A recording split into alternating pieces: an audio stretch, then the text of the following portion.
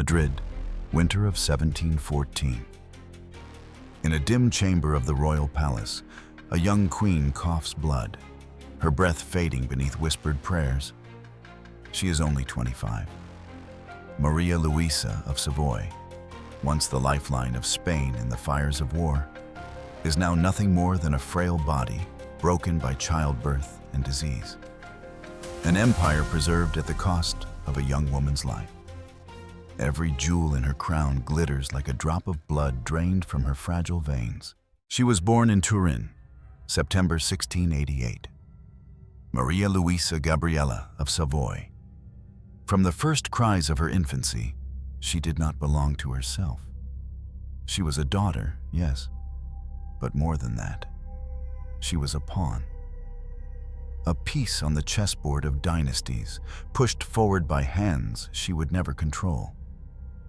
Her father, Victor Amadeus II, Duke of Savoy, saw her not as a child, but as a thread in the grand tapestry of alliances. Her mother, Anne-Marie d'Orléans, niece of the great Louis XIV of France, gave Maria Luisa a lineage heavy with expectations. Through her veins ran the golden blood of monarchs, but also the burden of centuries of ambition. She was not born to dream. She was born to serve a plan. Her cradle stood in Turin's royal palace, draped with velvet and surrounded by servants. Yet what use is velvet to a child who cannot choose her future? The bells of the cathedral tolled in her ears. The walls of the palace pressed close. Already her life was marked by walls, by rules, by destiny. She grew up among lessons, rituals, court etiquette. Tutors whispered in her ears about duty, not joy. Every gesture she made was corrected, every smile measured. She learned to bow before portraits of ancestors, kings and queens who seemed carved from marble, never flesh. The air she breathed was heavy with incense, expectation, and the coldness of protocol. Other children may run in gardens. Maria Luisa walked in corridors. Other children may laugh freely. She learned silence. Even her toys, delicate dolls dressed in brocade, reminded her of her role. Little queens preparing to be sacrificed to thrones far from home. The shadow of France always loomed above her. Louis XIV, the Sun King, cast a long and blinding light. To be his great niece meant one thing. Her body, her marriage, her very existence would be currency. She was an emblem of Savoy's loyalty, a possible bridge for alliances, a future queen in some foreign court. The question was never if she would be sent away, but when. Her childhood unfolded like a rehearsal for exile. She spoke French at her mother's insistence, Italian with her tutors, and learned to understand the Spanish tongue that might someday claim her. 3 languages, yet none she could call her own. Words became chains. She was being prepared for a life not chosen. And though she was still a child, she began to feel the silent weight pressing on her shoulders. In the great halls of Turin, she would sometimes pause before the long mirrors, staring at her reflection. A small girl dressed too richly, her eyes wide with a knowledge too early. She must have wondered, even then, who will I be allowed to become? History often forgets the childhoods of queens. It remembers crowns, treaties, wars. But in Maria Luisa's case, the child was the seed of the tragedy. From her earliest days, she was groomed not as a daughter to be loved, but as a vessel to be traded. Her family's ambitions sharpened around her like blades. Savoy was a small duchy caught between giants, France, Spain, the Holy Roman Empire. Its rulers survived not through armies, but through marriages. A daughter could be more valuable than 1,000 soldiers. Maria Luisa, with her French blood and Savoyard birth, was priceless. Every gesture she made was watched. every illness, every flush of her cheeks, every sign of frailty noted in reports. Courtiers whispered about her beauty, her docility, her potential to charm kings. She was 13 years from death, and already strangers were writing about the usefulness of her body. There must have been moments when she longed for freedom. A morning of laughter with her sisters, a walk in the gardens beyond the walls. Perhaps she dreamed of love, though no one around her would have allowed such fantasies. Love was dangerous. Love was wasteful. Love had no place in the economy of royal blood. Instead, she learned to smile politely, to lower her eyes, to endure. It is striking to imagine her, a girl with delicate features, standing in the cold stone corridors of Turin, already practicing the art of survival. To the outside world, she seemed destined for greatness.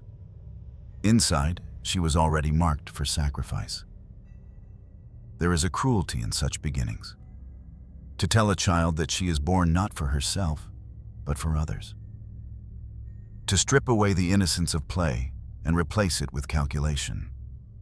It is a theft of life before life has begun. Maria Luisa's tragedy was not only her early death at 25. It began here in the Palace of Turin, when she was still too young to understand what was being stolen. The bells of Turin tolled on feast days, weddings, baptisms. To her, they must have been like the ticking of a clock, each chime bringing her closer to departure, each prayer in the cathedral reminding her that she was bound by forces greater than her will. And when she looked at her parents, what did she see? A father calculating alliances, a mother enforcing etiquette. Did she ever feel that they loved her for herself, or only for what she represented? It is hard to say. What is certain is this: she was never truly free. In later years, when she crossed the Pyrenees to marry Philip V of Spain, observers would marvel at her grace, her courage, her composure. But these were not miracles. They were habits forged in childhood, survival tactics learned in Turin's silent halls. She had been trained, sculpted, molded into the perfect queen consort before she even understood what marriage meant. Maria Luisa's childhood was not a prologue. It was already the tragedy itself. She was raised not to live, but to be given away. Raised not to dream, but to endure. Raised not to love, but to serve. And in that upbringing, the seeds of her short, sorrowful life were sown. A girl, a pawn, a queen in waiting, a future already carved in stone. Her story had only just begun, but the ending was already written. She was only 13, a child in every sense but one. She no longer belonged to herself. In 1701, the War of the Spanish Succession erupted like a storm across Europe. The death of Charles II of Spain, last of the Habsburg line, left a throne without an heir. Who would rule Spain? Bourbon France or Habsburg Austria? The continent split in two, and amid the clash of kingdoms, a girl became the currency of power. Maria Luisa Gabriella of Savoy was chosen. At 13, she was lifted from Turin and delivered into the furnace of history. Her bridegroom, Philip of Anjou, grandson of Louis XIV, the newly crowned Philip V of Spain. He was 17. She was barely past childhood. The wedding was splendid. Gold glinted on the altars. Bells rang across Turin. Diplomats congratulated one another. France secured its foothold in Spain. Savoy gained influence beside the Sun King, and a girl lost her youth. Imagine her on that day, a white gown too heavy for her shoulders, a crown pressing on her small head, perfume thick in the air, suffocating, priests chanting Latin she scarcely understood. And at the end of the aisle, not a boy she loved, but a king she had never truly met. Her tears, if they fell, were hidden behind veils. She was expected to smile, to appear serene, to embody the alliance of nations. No one asked whether she was afraid. No one asked if she understood. When the vows were spoken, her childhood ended. She was no longer Maria Luisa, daughter of Savoy. She was now Maria Luisa Gabriela de Saboya, Queen of Spain. A crown transformed her name, her tongue, her life. The journey south was long. She left Turin behind, its hills, its bells, its sisters, her mother's embrace. She crossed the Alps, then the Pyrenees. The carriages rattled through snow and mud. Crowds watched, whispering about her beauty, her youth, her fragility. She must have looked out the window and seen the mountains vanish, the language around her changing, her past dissolving with every mile. Madrid awaited, a city of dust, heat, and suspicion. The Alcazar Palace loomed, vast, echoing, gilded, yet colder than stone. She stepped inside, a stranger in her own destiny. Everything was alien. The court of Spain was darker, more austere than Turin's. Spanish was not her tongue. The ceremonies were foreign, the etiquette rigid, the eyes of courtiers sharp with judgment. She was the French king's niece, a Bourbon queen seen by many Spaniards as an intruder. And she was 13. How does a girl survive in such a place? By adapting, by bending, by becoming what others demand. She learned the language swiftly. She absorbed the rituals, the fashions, the music of Spain. She transformed herself into a queen because she had no choice. Her husband, Philip V, was as young as she, but more fragile than she expected.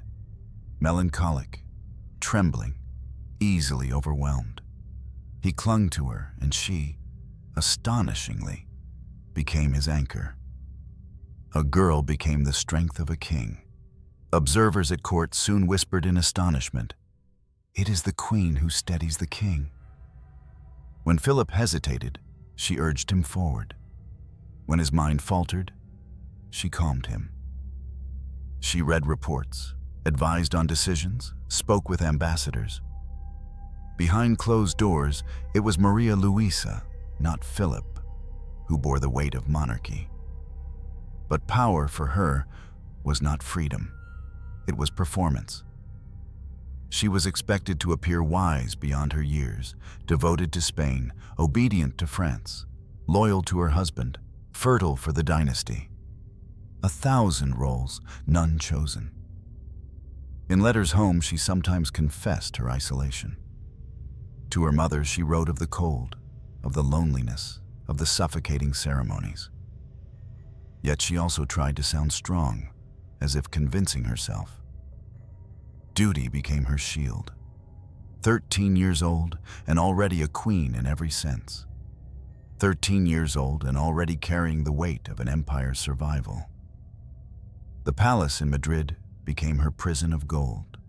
Chandeliers sparkled, tapestries glowed, but behind the brilliance lurked suspicion.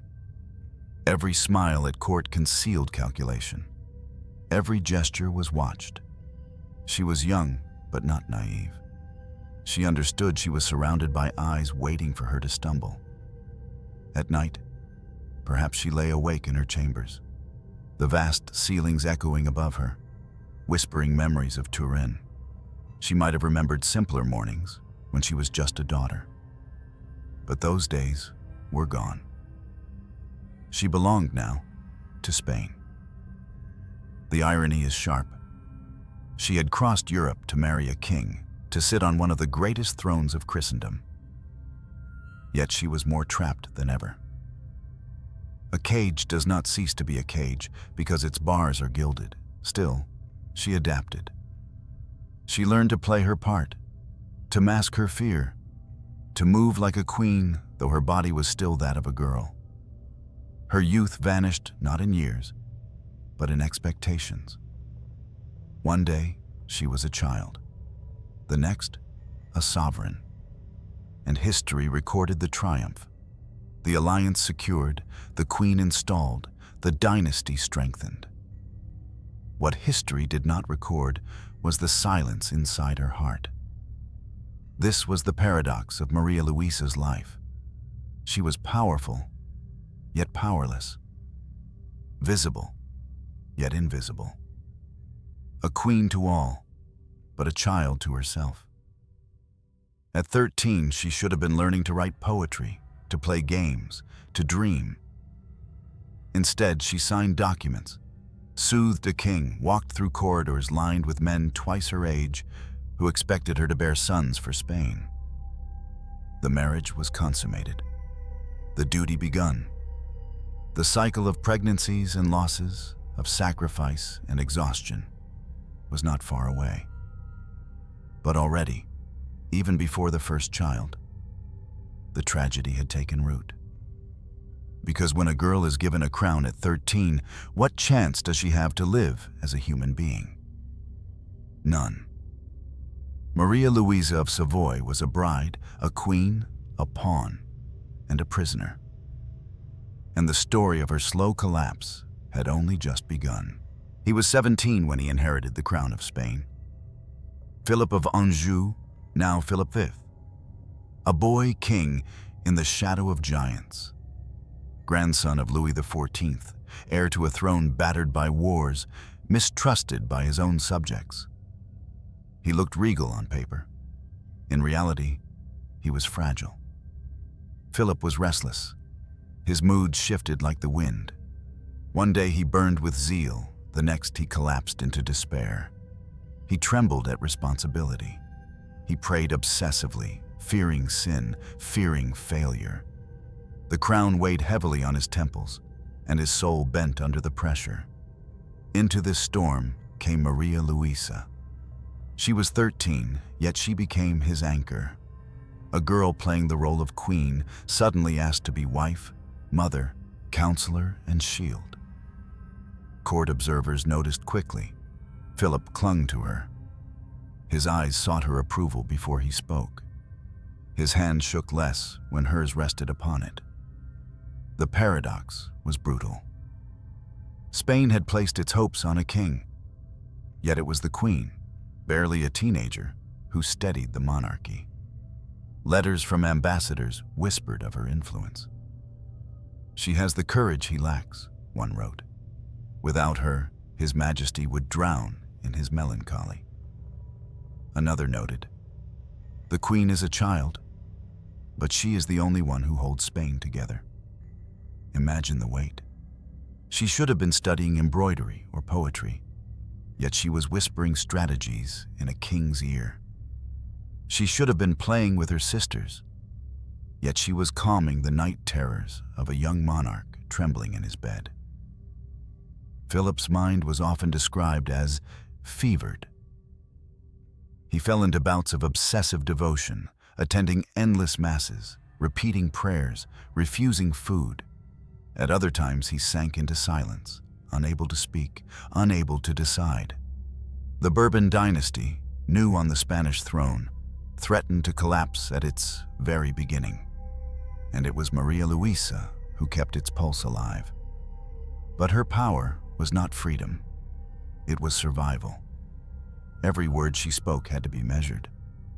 She was watched by ministers, judged by courtiers, weighed by diplomats. To seem too powerful was dangerous.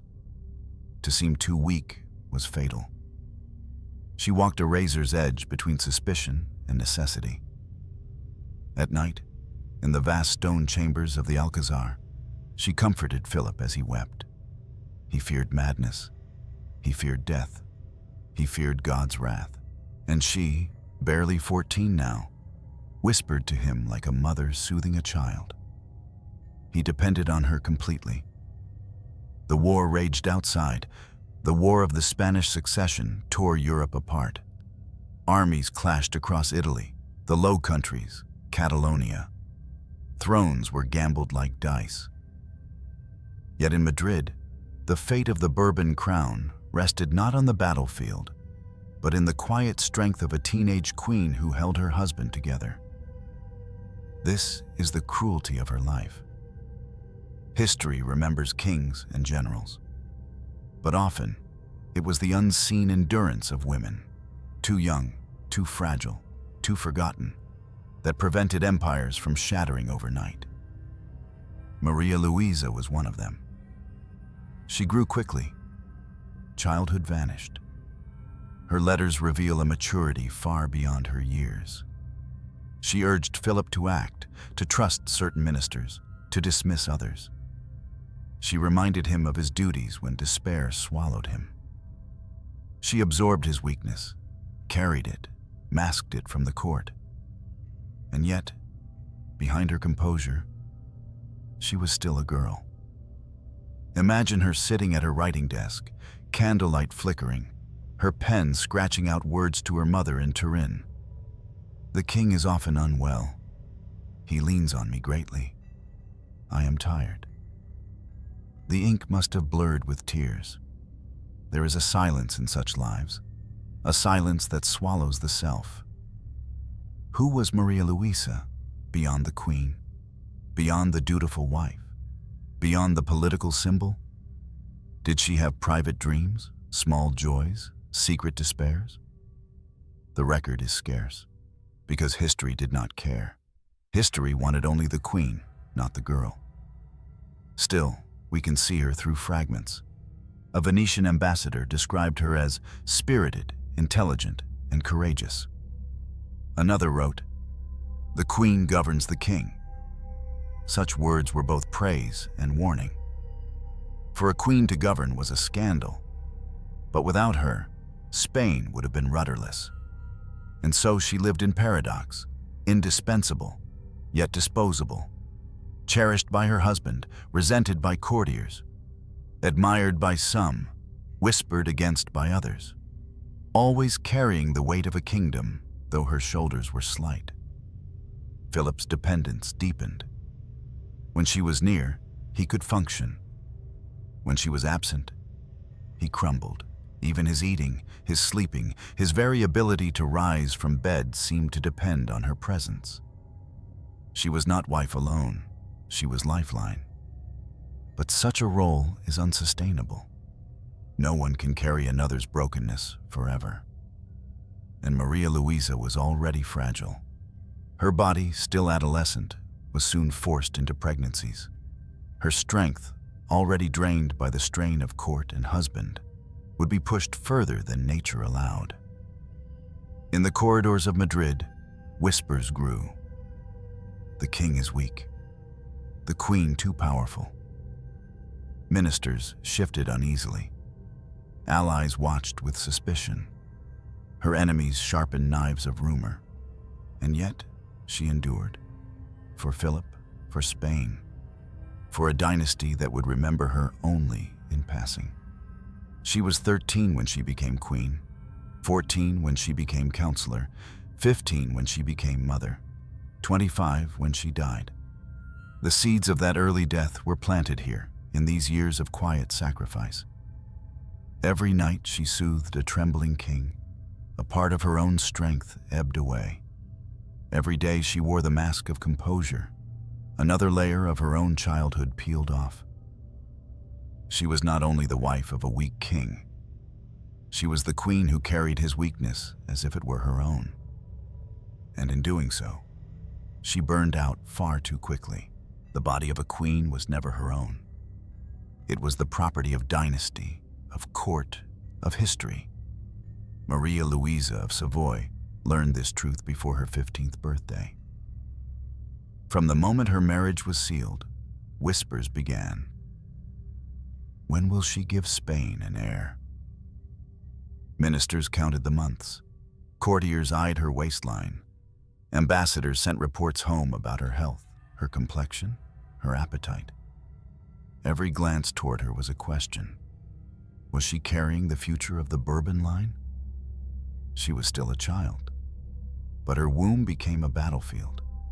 In 7 short years, she became pregnant 4 times. 4 cycles of hope fear, and exhaustion. 4 journeys through blood and agony. The palace chambers, with their velvet curtains and gilded chairs, became places of dread. Each confinement was less a celebration of life than a test of endurance.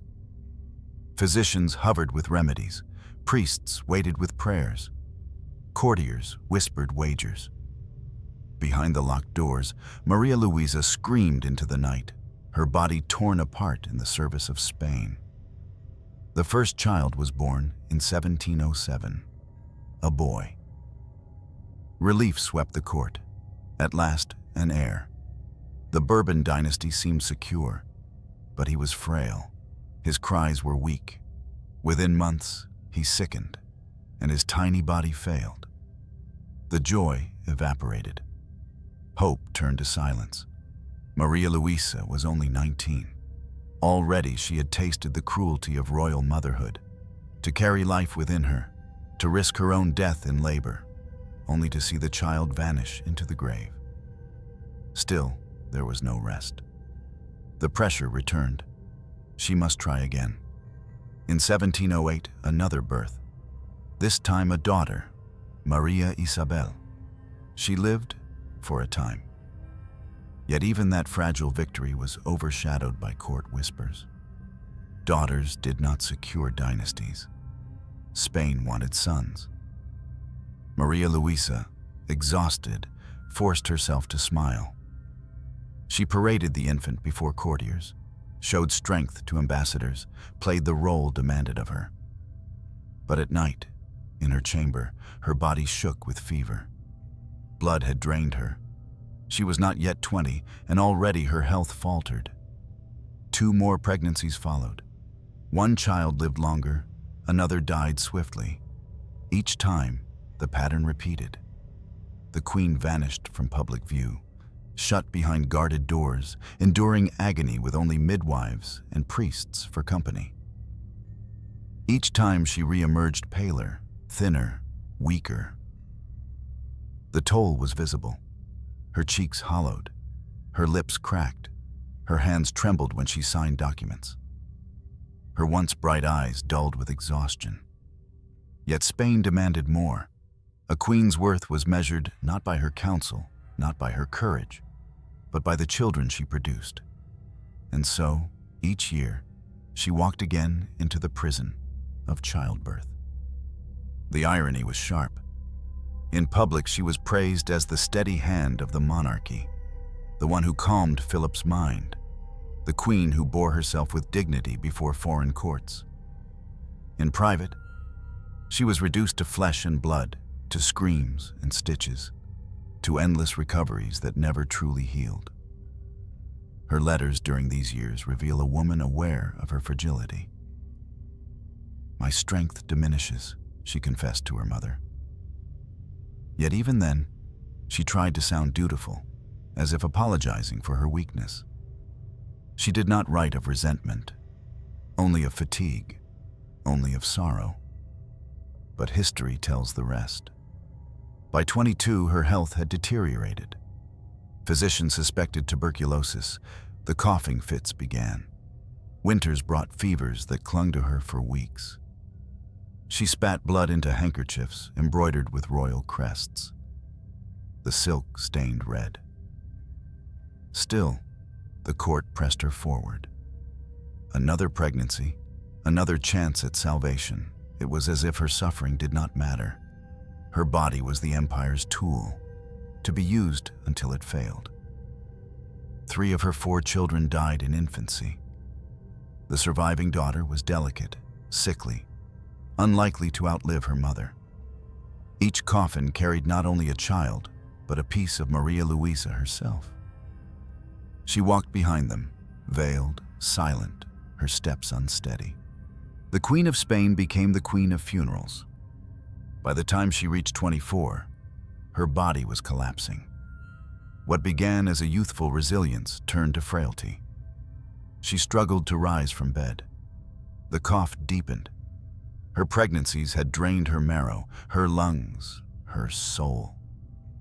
And yet, to the outside world, she was expected to appear unbroken. She dressed in silks. She stood beside Philip at ceremonies. She endured the stares of courtiers who judged her womb more than her words. She smiled through the pain. But inside, she was dying. Not from poison, not from scandal, not from war. She was dying from duty itself. This was the cruelty of her fate. A girl given a crown, a husband, a kingdom, and then reduced to her capacity to bleed, to suffer, to deliver heirs who would not survive. Every jewel in her crown glowed red with that truth. In the history of Europe, she was not alone. Queens across centuries met the same end, drained by childbirth, buried before 30, replaced by others who would repeat the cycle. But in Maria Luisa's case, the cruelty was sharper. She had been the strength of a king, the spirit behind a throne, and still, she was remembered not for her wisdom, but for the heirs she failed to produce. And so, by 24, she was a ghost of herself. Thin, pale, coughing blood. Each pregnancy had stolen something from her body. Each loss had hollowed her soul. And as the winter of 1714 approached, there was nothing left to give. Her womb had become her tomb. Spain was burning. Not with fire alone, but with uncertainty. The War of the Spanish Succession tore the country apart, village by village, province by province. Armies clashed across Catalonia, Aragon, Andalusia. Foreign banners waved on Spanish soil. Brothers fought brothers.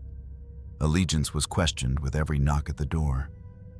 And at the center of the storm stood a young queen. Maria Luisa was barely more than 20 when the war reached its fiercest years. She had crossed the Pyrenees as a bride, but now she crossed Spain as a refugee of her own throne. Armies marched closer to Madrid, and the royal family was forced to flee. Carriages rattled through the night, carrying a coughing queen, a trembling king, and the fragile remains of their court. Imagine her in those nights, wrapped in cloaks against the cold, clutching a child to her chest, hearing distant cannon fire like thunder. The Queen of Spain, not in a palace, but in a carriage, running from shadows. Everywhere, suspicion followed. She was French-born, niece of Louis XIV, and Spaniards knew it. Many in Castile whispered, "She is not one of us. She brings French chains." At court, nobles eyed her warily, resenting her youth, her closeness to Philip, her perceived influence. Ministers muttered that she was too attached to Versailles, too guided by her mother's advice from Turin, too loyal to France to ever truly be Spanish. She was surrounded by enemies, though they smiled in her presence. The palace itself felt like a battlefield. Courtiers whispered behind fans. Diplomats recorded every gesture. A raised eyebrow could become a rumor. A private word could be twisted into a scandal. Maria Luisa learned to walk carefully, to speak cautiously, to smile when she longed to cry. Yet even in her frailty, she adapted. She wrote letters to Louis XIV, begging for support. She urged Philip to stand firm, to remain in Spain when he wished to retreat to France. She carried herself with dignity, even as her body failed. Without the Queen, one ambassador wrote, Spain would have no monarchy left at all. But Spain itself did not love her. She was too foreign, too young, too powerful. The war ground on. Villages starved. Cities changed hands. In Barcelona, Catalan rebels rose against the Bourbon, siding with the Austrian pretender. In Andalusia, peasants whispered about famine, taxes, betrayal.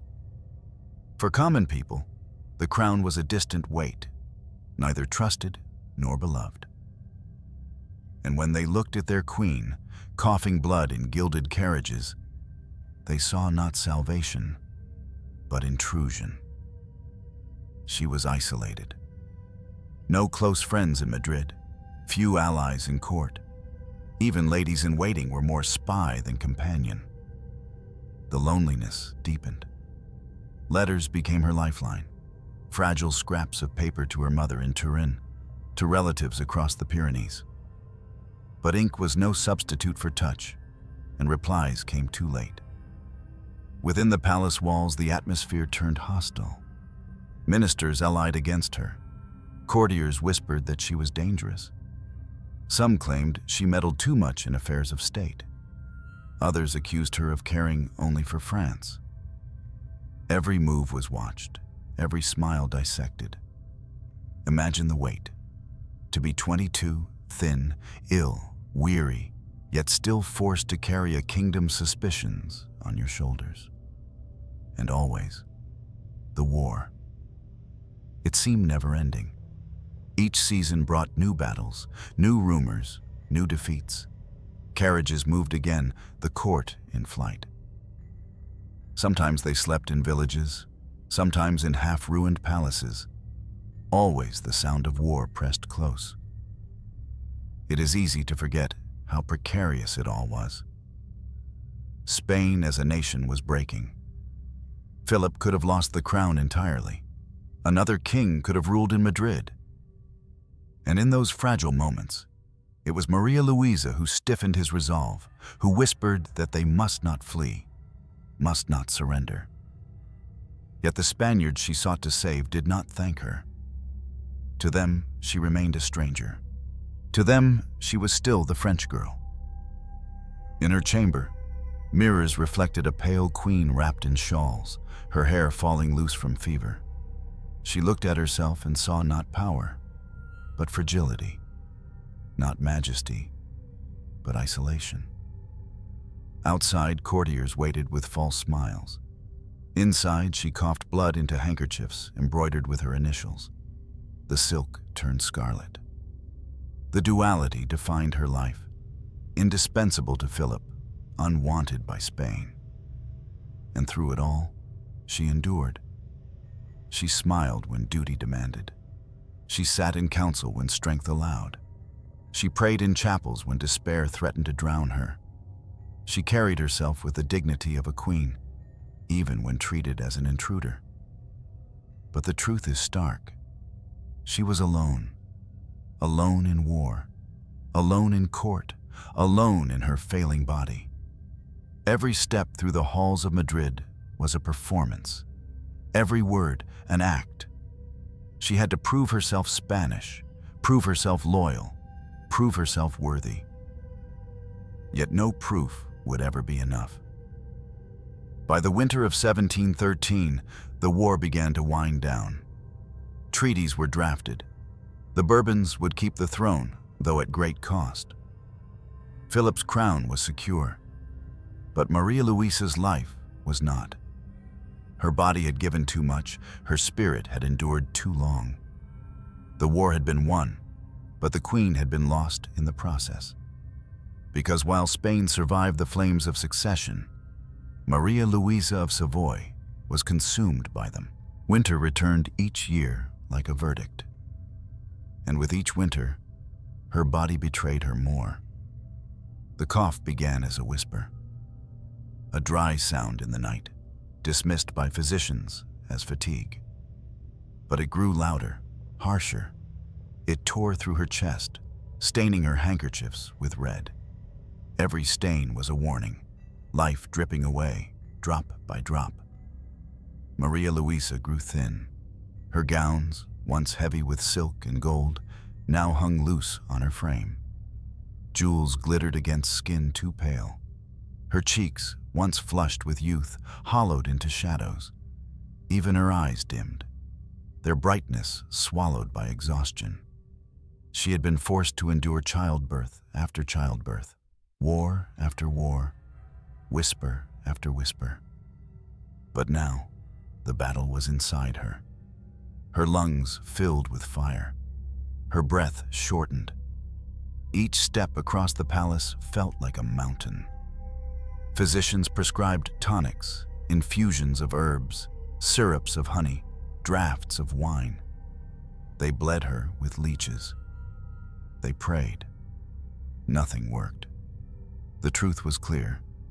She was not merely sick, she was broken. Years of strain had drained her. 4 pregnancies, 3 funerals, countless nights spent in fear beside a trembling husband. The burden of politics, the suspicion of courtiers, the endless grinding duty. It had all hollowed her. Tuberculosis may have been the name whispered by doctors, but her true illness was sacrifice. And still, she performed. When the court required her presence, she appeared, cloaked in velvet, a fragile smile painted on her lips. She stood beside Philip, though her body swayed. She listened to ministers drone, though her mind blurred. She bowed her head at Mass, though her chest burned with each prayer. In private, she collapsed. Servants carried her to bed. She gasped for air, clutching rosaries with trembling fingers. She whispered to her ladies-in-waiting that she was tired, so very tired. Philip, dependent as ever, panicked at her decline. He clung to her bedside, sobbing, unable to imagine rule without her. But he was powerless. He could not save her. He could not save himself. Madrid's palace grew colder. The halls echoed with silence, broken only by the queen's coughing. Curtains were drawn tighter, candles burned lower. Those who entered her chamber left whispering, "She will not survive the winter." And outside, rumors spread. Some said she had been poisoned. Others whispered that her own body was cursed, too delicate to carry Spain's destiny. But whether poison or plague, the outcome was certain. Her decline was merciless. Once she could walk the corridors. Now she barely left her bed. Once she could speak with ambassadors. Now she struggled to speak at all. Once she bore the weight of a kingdom. Now she could scarcely bear the weight of her own body. At night, the palace chapels filled with prayers. Monks and priests begged for her recovery. Yet within her chamber, the sound that mattered was the rattle in her chest. The sound of endings. Maria Luisa was 25.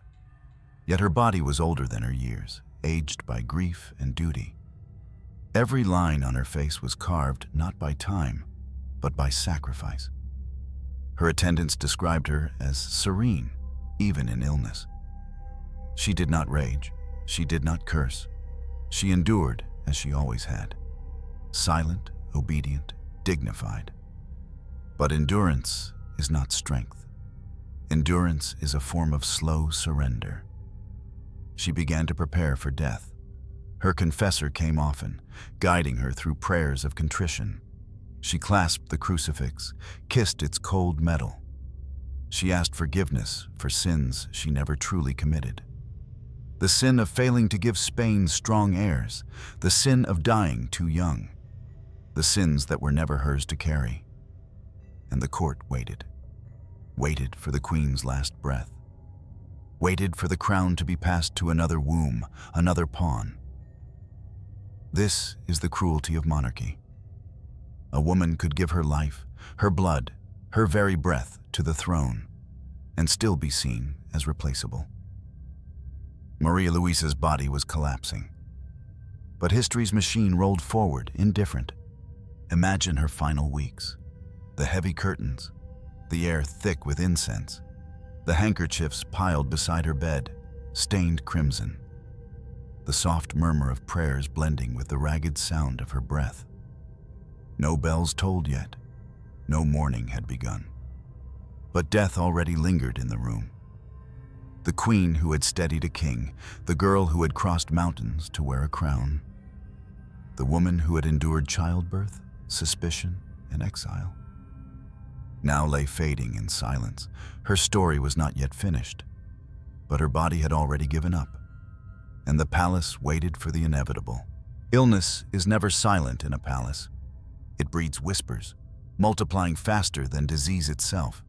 By the time Maria Luisa's body began to collapse, Madrid was already vibrating with rumor. Courtiers leaned close behind painted fans. Priests murmured in cloisters. Foreign ambassadors wrote long, secret letters. And everywhere, the same question lingered. Was she dying naturally? Or was she being killed? Poison. The word slithered through corridors like smoke. Some swore her decline was too sudden, too steep to be explained by consumption alone. They spoke of powders slipped into her wine, tinctures mixed into her medicine, oils rubbed into her skin. They spoke of rivals who wanted her gone, who wanted another queen on Spain's throne. Because in a court divided by war and factions, her absence meant opportunity. Philip's dependence on her was no secret. Without Maria Luisa, he faltered. Without Maria Luisa, others might step forward to seize influence over the king. Ministers who had chafed under her subtle authority sharpened their ambitions. Noble women whispered of potential replacements, young brides waiting in Parma, in Florence, in distant Vienna. The queen's chamber became a theater of suspicion. Every servant watched by another. Every physician distrusted. If a draught eased her cough, it was called a trick. If it worsened her, it was called an assassination. Even her meals were questioned. The palace kitchens bristled with spies, tasting and testing, though no one could silence the doubt. Maria Luisa herself must have heard the whispers. Did she believe them? Did she suspect her body was being undone, not just by fate, but by human hands? Her letters grow more desperate in these months, though veiled in politeness. She wrote of feeling abandoned, of being surrounded by enemies, of the chill that entered even her bedchamber.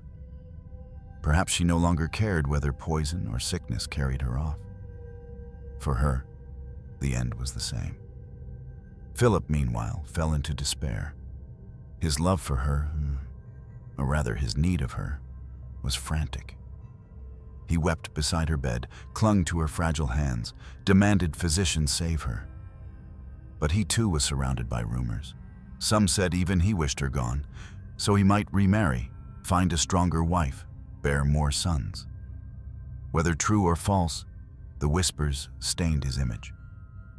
To the people, the king became not just a weak ruler, but a suspect husband. Outside the palace, the people murmured with suspicion. Madrid's streets echoed with gossip. The queen is poisoned. The king allows it. Another French plot is at hand. Truth no longer mattered. Only fear, only doubt. Inside her chamber, darkness deepened. Curtains drawn against the winter cold made the air heavy. Candles smoked, their wax dripping like hours slipping away. Maria Luisa lay propped on pillows, rosary clutched, breath shallow. Around her bed, figures moved like shadows, confessors, doctors, attendants. None could save her. None could stop the tide of whispers pressing against the walls. It is one of history's cruelties. When the body of a queen weakens, it becomes public property. Her suffering is no longer hers alone. It is dissected, debated, used as weapon or proof. She could not even die privately. And so the palace became a maze of suspicion. Ministers looked at one another with narrowed eyes. Foreign envoys smuggled out letters laced with scandal. Servants muttered of powders in cups, of enemies at court. Everyone was guilty in someone's eyes. But the queen herself remained silent. She bore the accusations, the gossip, the darkness, as she bore everything else, with weary dignity. At night, when the palace quieted, the shadows seemed to thicken. Imagine lying in that bed, candles sputtering, hearing footsteps beyond the door. Was it a physician or an assassin? A servant or a spy? Even silence became sinister. Her faith sustained her. She prayed, lips moving slowly, rosary slipping between thin fingers. Perhaps she prayed not for recovery, but for release. In February of 1714, her decline was unmistakable. She could no longer rise. She could no longer eat. Even speaking was an effort. Courtiers began to prepare for the inevitable, though still they whispered of poison, of betrayal, of plots. The queen was vanishing into shadow, but her name burned hotter than ever in rumor. And so her final days were not marked by peace, but by suspicion. She was not merely dying. She was being dissected alive by the voices around her. What is more tragic? To be poisoned, or to be treated as if poisoned even when you are not? Maria Luisa of Savoy, Queen of Spain, lay in her chamber coughing blood, her life slipping away. But around her, the palace roared with whispers, each one stripping away her dignity. She was no longer a girl, no longer a queen, no longer even a patient. She was a rumor, and that, perhaps, was the cruelest fate of all. February 14th, 1714. A date etched not in celebration, but in silence. The Palace of Madrid stood heavy in the winter air. Frost clung to the courtyards. Candles guttered in long corridors. Behind closed doors, the young queen lay dying. She was 25, no more. Her body had dwindled to bones under silk. Each breath rattled, shallow, as if borrowed. She clutched a crucifix, wood worn smooth by her fingers. Her lips moved in prayer, though the words barely rose above a whisper. The rosary beads clicked faintly, a rhythm weaker than her pulse. Outside her chamber, courtiers waited. Ministers whispered of succession. Priests prepared for confession. Ambassadors sharpened their reports. The queen's life was ending, and already they thought of what came next. Philip was there, broken. His eyes red from weeping. His hands clung to hers, desperate, terrified. He begged her not to leave him, the man who was king, but felt like a child in her presence. He sobbed loudly, like a boy at his mother's side. Without her, he was nothing, and he knew it. But she could not answer his despair. Her body was failing. The physicians hovered, useless. They tried infusions, powders, broths. They murmured of phlegm, of imbalance, of divine punishment. Yet none of their remedies stopped the blood that welled in her lungs. None restored the strength seeping from her frame. She coughed, crimson flecking her pillow, staining her sheets, as if her body itself had turned against her. Her attendants wept quietly. Her ladies-in-waiting held candles and wiped her forehead with cloths dampened in rose water. The air smelled not of roses, but of sickness, of smoke, of finality. The bells of Madrid did not toll. Not yet. The city did not know. Outside, life continued. Merchants opened stalls, children played in alleyways, soldiers sharpened swords. But inside the palace, the queen's breath faltered. In those last hours, she remained calm. There was no recorded outburst, no final curse. She met death as she had met life, with silence, with obedience, with endurance. Perhaps she welcomed it. Perhaps she was relieved to lay down the burden of being more than herself. And then, as the candles flickered, she slipped away. No trumpets sounded. No bells rang. No processions marked the moment. Only Philip's sobs broke the stillness. Maria Luisa of Savoy was gone. At 25, she had been wife, mother, queen, and prisoner. She had steadied a king, endured childbirths, carried a dynasty through war. She had been loved by her husband, despised by her court, doubted by her people. She had been indispensable, and yet replaceable. Her death left Spain in shock, not the shock of a beloved queen mourned by all, but the shock of a vacancy. The throne needed another womb, another bride, another pawn. Philip collapsed. Without her, his mind unraveled further. He fell into a spiral of grief and despair, unable to rule, unable to eat, unable to rise. Ministers feared for the monarchy itself. They whispered urgently, the king must remarry, quickly. Maria Luisa's body, fragile and worn, was prepared for burial. Priests dressed her in ceremonial robes, laid her in a coffin draped with velvet. Yet even in death, she was diminished. Her short reign, her brief life, were already fading into the machinery of politics. Her children were gone before her. The heirs she had nearly died to give Spain were buried in tiny coffins. Only one sickly daughter remained. A dynasty was not secured. Her sacrifice had been in vain. And so, the queen who had carried Spain on her young shoulders was buried almost quietly. A few ceremonies, a few prayers, no great mourning from the people, no songs sung in her honor. She passed like a shadow across a war-torn kingdom, gone before most had even noticed her presence. But for Philip, her absence was unbearable. He wept as if he had lost not just a wife, but his only anchor to reality. Ministers wrote of him wandering the palace in despair, calling her name, refusing to eat, clinging to memories of her laughter, her touch, her voice. Maria Luisa of Savoy had lived in duty. She died in silence. She left behind no diary, no memoir, no final speech. Only fragments. Letters to her mother, ambassadorial reports, rumors whispered in corridors. The rest was erased, as if she had never been. 25 years, that was all. Her story did not end in glory.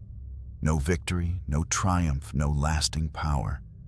Her story ended with blood on linen, prayers in the dark, and a crown that slipped too easily from her fading head. A young queen, a fragile body, a life consumed by war, childbirth, and loneliness. Maria Luisa of Savoy, dead at 25. Death leaves a void. But in a palace, a void is never left unfilled. Maria Luisa of Savoy had not yet been lowered into her tomb when ministers were already whispering of her successor. Spain could not afford a grieving king. Spain could not survive a monarch undone by sorrow. The war had just ended. The Bourbon dynasty was still fragile. An heir was still uncertain. The throne demanded a new queen, quickly. Philip's grief was real, uncontrollable. He wailed in his chambers, clutched Maria Luisa's belongings, refused to eat. He wept like a child lost in a nightmare. But grief did not matter to the machinery of state. A king must marry. A dynasty must endure. And so, while the incense of her funeral still lingered, negotiations began. Names were considered, alliances weighed. Letters flew between courts. The widowed king of Spain must take another wife. The choice fell on Elizabeth Farnese, a princess from Parma. Intelligent, ambitious, resolute. The opposite of fragile Maria Luisa. Where Maria Luisa had been young, yielding, sacrificial, Elizabeth would be iron. Where Maria Luisa had been consumed, Elizabeth would consume others. The announcement came swiftly. Philip, still shrouded in mourning, was given no true pause. Within months, Elizabeth was on her way to Madrid. Maria Luisa's bed, Maria Luisa's crown, Maria Luisa's place beside the king, all were prepared for another woman. This is the cold truth of monarchy. A queen may die, but the throne does not wait. Maria Luisa, who had steadied Philip through war, who had borne children at the cost of her own health, who had given her youth to Spain, was replaced like a pawn exchanged on a board. The court adjusted. Ladies in waiting shifted allegiance. Ministers pledged loyalty to the new queen. Courtiers who once whispered against Maria Luisa now whispered flatteries to Elizabeth. The same walls that had witnessed her decline now echoed with the presence of another. And history moved on. Philip's dependence, once tethered to Maria Luisa, now latched onto his new wife. He clung to Elizabeth as he had clung to Maria Luisa. Yet the relationship was different. Elizabeth was not a girl, but a woman with iron resolve. She guided him firmly, not tenderly. She controlled rather than soothed. For Philip, the queen was interchangeable. For Spain, the queen was indispensable. For Maria Luisa, memory dimmed. Her portraits were removed from prominent places. Her name was spoken less often. Courtiers who had once bowed to her now bent the knee to another. Documents recorded her reign in a line or two. The people scarcely remembered her face. Even Philip, who had sobbed at her deathbed, began to move forward. His grief, though genuine, was smothered by duty and by the force of his new queen. Within a year, Maria Luisa's absence had become merely that, an absence, nothing more. It is difficult not to feel the cruelty. She had lived in silence, died in silence, and was now erased in silence. Replaced, rewritten, forgotten. Her body lay in the royal crypt, her coffin marked, her name inscribed. Yet her spirit was brushed aside. This was the fate of many queens. To be vessels of heirs, bridges of alliances, bearers of crowns. And when their bodies failed, to be discarded. But Maria Luisa's case cuts deeper. She had not only been a queen, she had been the lifeline of Philip V, the anchor of a dynasty in chaos. And still, she was exchanged, her memory eclipsed by another's. Elizabeth Farnese would rule long, would leave an indelible mark on Spain. History would remember her cunning, her ambition, her power. Maria Luisa would shrink to a footnote at 25. This is the violence of forgetting. A life of sacrifice reduced to silence. A queen remembered only for her replacement. In Madrid, life continued. Bells tolled for victories, not for her. Court musicians played for celebrations, not for her memory. The people looked to the new queen. The ministers wrote of the new alliance. And in the crypt, Maria Luisa's coffin lay in stillness, the young queen eclipsed by the relentless forward march of power. To be replaced is one death. To be forgotten is another. Maria Luisa endured both. Her story could have ended here, extinguished, buried, erased. But history has a way of reviving shadows, and her shadow would not remain silent forever. For now, though, in 1714, she was gone, replaced, forgotten. A pawn removed, another set upon the board. The crown glittered on a new head, and the world moved on. Maria Luisa's story is not hers alone. It is the story of hundreds, perhaps thousands, of royal women across Europe who were born into palaces but died as prisoners of their own bodies. She was not exceptional in her fate. She was exemplary of it.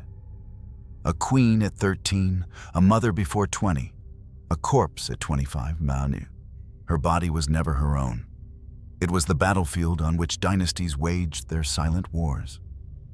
Her womb was the currency of treaties, her blood the ink of alliances. Each cough of blood, each funeral for her children, each sleepless night spent holding together a trembling king, all of it was consumed by the machine of monarchy. And when she died, Spain did not pause. The crown moved forward. Another woman took her place. Another womb was demanded. The machine did not break stride. That is the tragedy. That is the silence. because history does not often tell us about the women who endured, who bled, who vanished. It remembers kings, treaties, battles. But the women who carried the cost, their names fade into dust. Maria Luisa of Savoy became one such name, a faint line in the genealogies, a forgotten queen in a crypt. Yet when we look closer, we see more. We see a child who lost her youth to politics, a wife who bore the weakness of a king, a mother who buried her children, a queen who carried an empire until her body collapsed beneath the weight. Her life asks us, what is the price of power? Who pays it? And who is remembered for it? She did not die by sword or by poison alone. She died of exhaustion, of expectation, of silence. In her, we see the reflection of countless women erased by the pages of history, women who were not permitted to live for themselves, women whose worth was measured by heirs, not by dreams, women who endured and then disappeared. And yet, by telling her story, we break that silence. Maria Luisa of Savoy becomes more than a footnote. She becomes a symbol of sacrifice, of fragility, of forgotten strength. She reminds us that behind every crown lies a cost. Behind every treaty lies a body. Behind every empire lies the quiet suffering of those who were not allowed to speak. Her story matters because it asks us to remember not only her, but all who shared her fate. Not in war, not in glory, but in silence. And perhaps, in remembering her, we reclaim something larger, the humanity hidden beneath the marble of history. Her jewels glittered like drops of blood. Her throne was a prison of gold. Her life, brief and fragile, was devoured by duty. Maria Luisa of Savoy was only 25. And yet, in her silence, she speaks for centuries of forgotten queens. If her story haunts you, let it linger. Let it remind you that history is not only about kings and crowns, but about the fragile bodies crushed beneath them. This is what we uncover here in Dark Ages Unveiled. Subscribe now and stay with us, because more voices are waiting to be heard.